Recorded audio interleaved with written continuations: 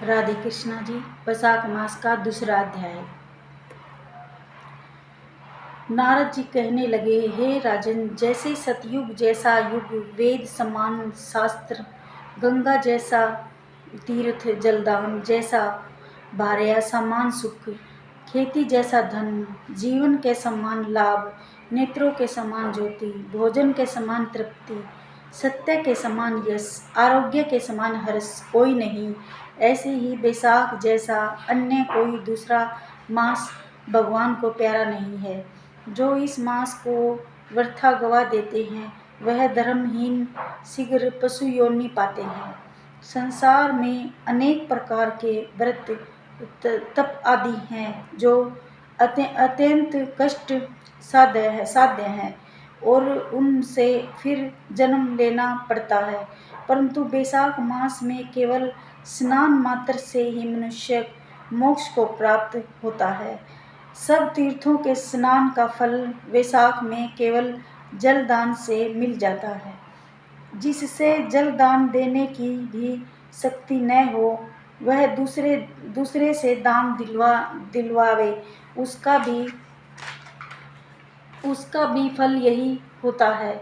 जो पथिकों के लिए प्याऊ लगाता है वह अपने कई कुलों का उद्धार करता है। प्याऊ लगाने से देवता, पितर तथा ऋषि अनंत प्रसन्नता को प्राप्त होते हैं। जो बल की इच्छा हो तो जलदान, जो पवन की इच्छा हो तो पंखा बैसाख मास में दान दे। जो प्यासे को जल पिलाता है वह राजसूय यज्ञ का फल प्राप्त करता है।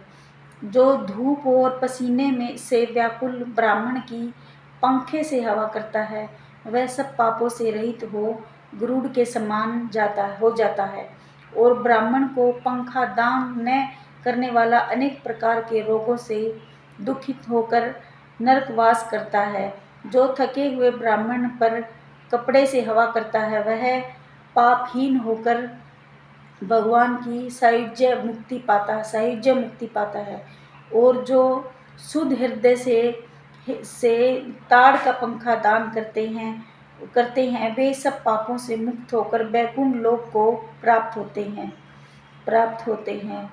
सब पापों से मुक्त होकर वैकुंठ लोक को प्राप्त होते हैं। जो इस मास में खड़ाऊ दान करते हैं वह यमदूतों का तिरस्कार करके वैकुंठ को पाते हैं। जूते दान करने वाले को इस संसार में सुख होता है और न ही नरक भोगना पड़ता है। ब्राह्मण की याचना करने पर खड़ाऊ का दान करने वाला राजा होता है।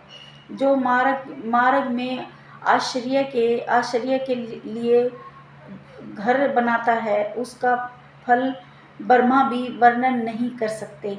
जो अतिथि ब्राह्मण को भोजन करावे उसके फल का भी कोई विस्तार नहीं। अन्नदान पाने वाला अपने माता पिता को भी भूलकर दानी ही को अपना सर्वस्व मानता है। माता पिता तो केवल जन्म के दाता हैं, इसलिए विद्वान लोग अन्न देने वाले को भी माता पिता कहते हैं। ये था दूसरा अध्याय। कल सुबह तीसरा अध्याय। सुबह की पूजा में राधे कृष्णा राधे कृष्ण।